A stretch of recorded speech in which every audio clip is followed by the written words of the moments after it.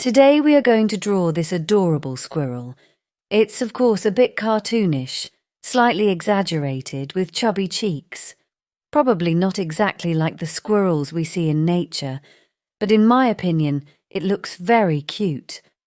As you can see, the entire squirrel is created using various colours. Let me explain the techniques we'll use here. Before we start, I recommend selecting the colours you'll need. Maybe you already have them ready in your palette. I've prepared a small swatch sheet where I tested the colours. One of the colours should be a brown with a reddish tint, something like this. It might be a shade like red ochre, English red, or even Indian red. Indian red is quite intense and leans more towards red. You need a brownish red hue. If you don't have one, try mixing it. For instance, you can start with red and add a little muted green to create a similar shade. It's okay to experiment to get a colour close to this tone. Next, you'll need ochre. This is a warm yellowish shade. If you don't have ochre, you can mix it by starting with a yellow base and adding some brownish tones. The next colour is another shade of brown, perhaps sienna. It's earthier and deeper than ochre, resembling wood. This is natural sienna.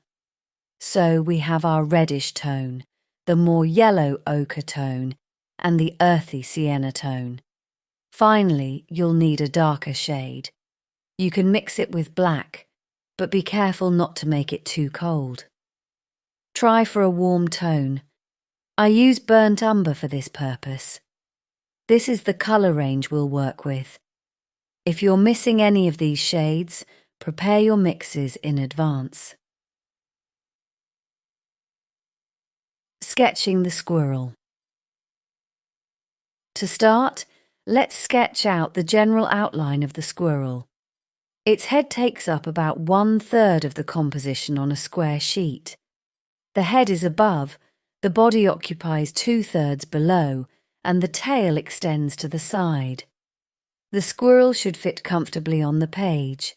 We'll place the head here, the body below, and the tail up to the side.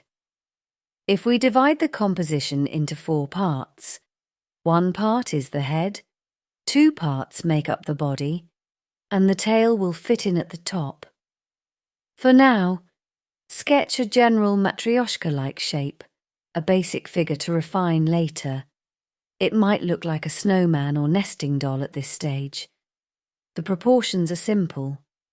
The middle is the head, the tail begins somewhere around the top of the head, and the body takes up the bottom half. Now let's move on to the face, since the face often draws the most attention. Drawing the face. Start by placing the eyes. In the middle of the face, we'll add a small nose. The face can be divided into 3 parts. 1, the nose, 2, the cheeks, 3, and the area above the cheeks. Sketch these features symmetrically, with the cheeks having the same width on both sides. Place the nose slightly above the middle of the face. The eyes are looking slightly to the side, so they are a bit more even here, but on the outer side they're slightly rounder. They're also a little tilted, which adds character to the face. When sketching the face, it's essential to position the eyes correctly. Our brains are just wired this way. Eyes are like the windows to the soul, as the saying goes.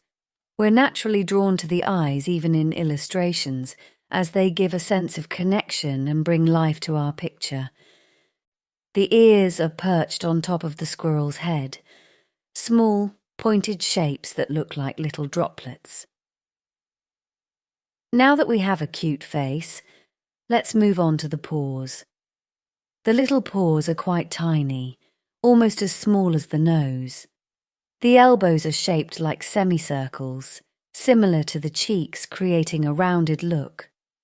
From the elbows, the body continues with a soft curve. Take another look at your squirrel and feel free to pause the video if needed.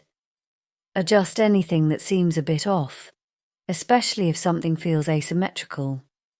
Don't worry about minor imperfections, but if something is noticeably off, it's better to correct it now. Check the proportions. Make sure the eyes, paws, and other elements are balanced. The paws, for instance, are roughly aligned with the eyes, so it's okay if they're a little off, but they should generally be in place. Before we start painting, use an eraser to lighten any strong pencil lines so they won't be visible under the paint.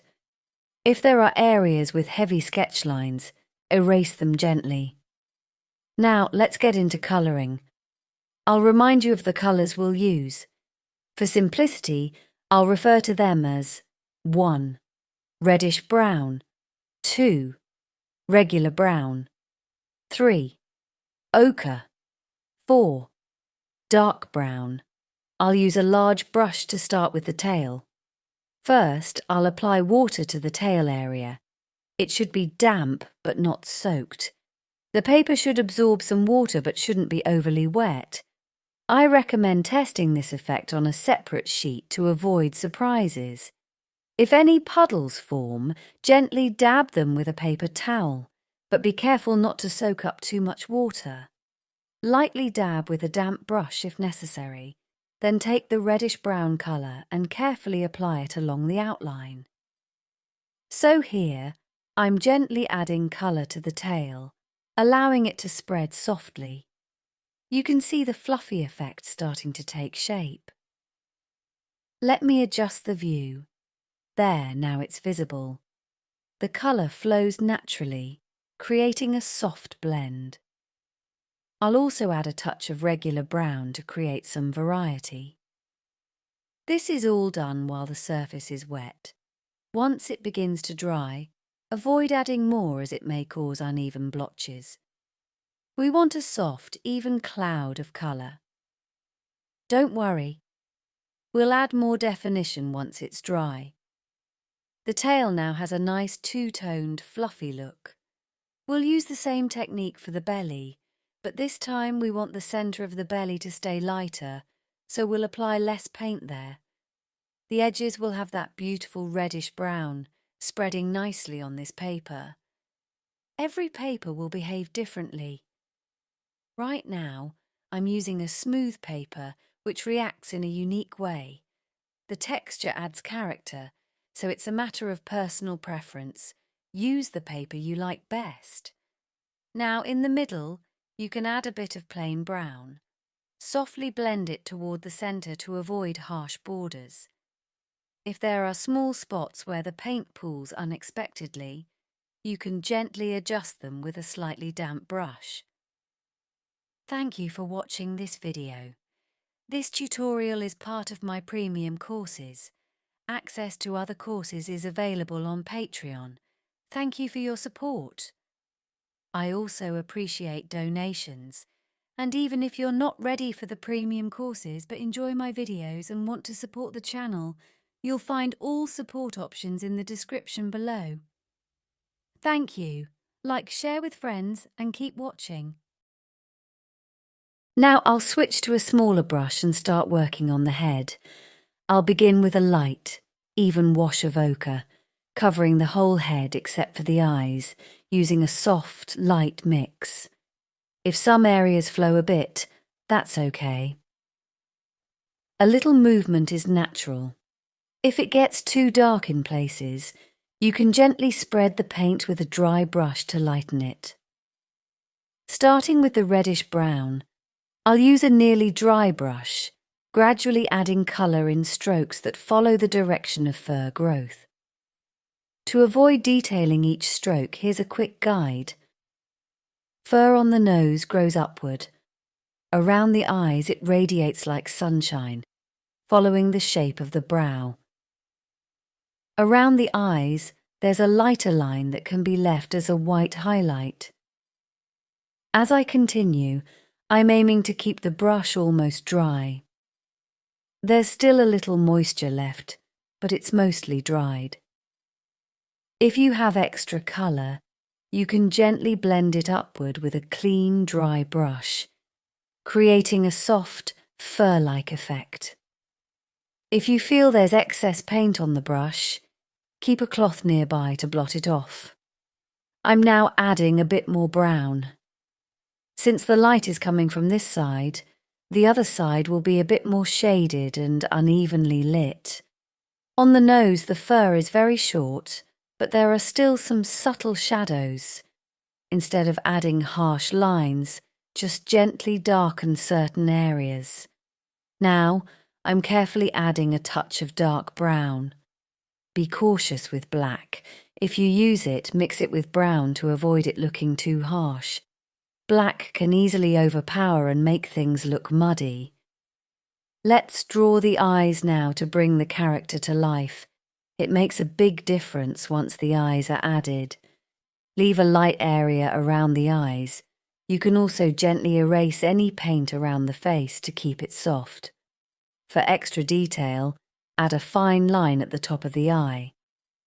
Let's go ahead and add the nose as well. Now our squirrel has a cute little nose, and we can add a bit more shading to bring it out.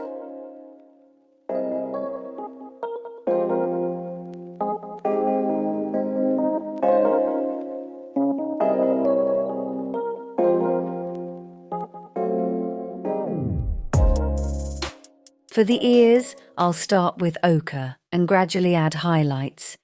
There's a tuft of fur on the ear that's a bit longer, so I'll adjust it slightly. This squirrel has turned out particularly earful for me. It's fun how they each come out a bit differently.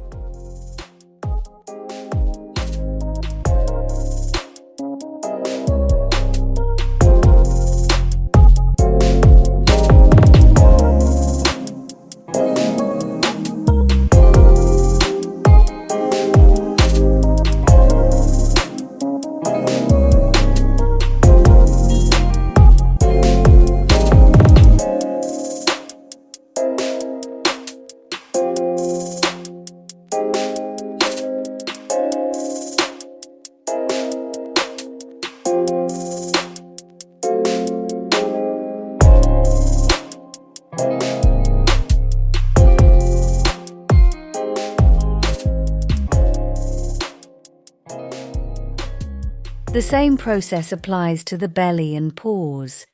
Add colour in circular strokes to create a fluffy texture.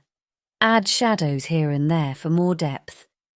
For the tail, remember to keep it light at first, then gradually build up colour using a dry brush with a scrubbing motion. It's helpful to have a sense of movement in the strokes. Keep the brushwork loose, creating a natural, directional texture. At some point, remember to stop. Fur can be endless, so know when to call it done.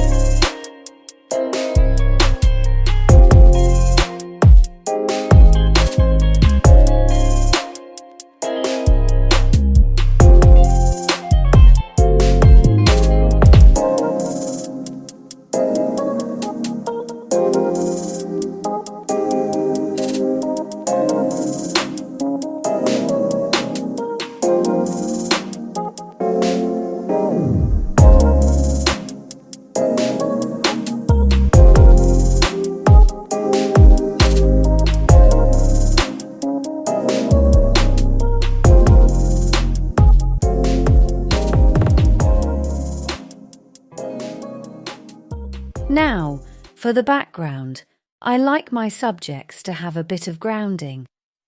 I'm adding a base by wetting the area and introducing a dark brown for depth. For splatter effects, you can use a toothbrush or a stiff brush like mine. Load it with brown from the palette. Aim to keep the splatters around the squirrel's outline, spreading outward as if they're part of the fur's movement. This effect adds a nice touch of energy. And we're finished. Let's have a laugh together. Here's my squirrel before and after. It's gained a bit of character and fluff. I may have stretched some proportions beyond the original reference, but that's okay, it has its own charm. You can try this out yourself and even adjust or expand as you like. Go ahead and give it a try. Share your work, and I'll see you next time. Bye.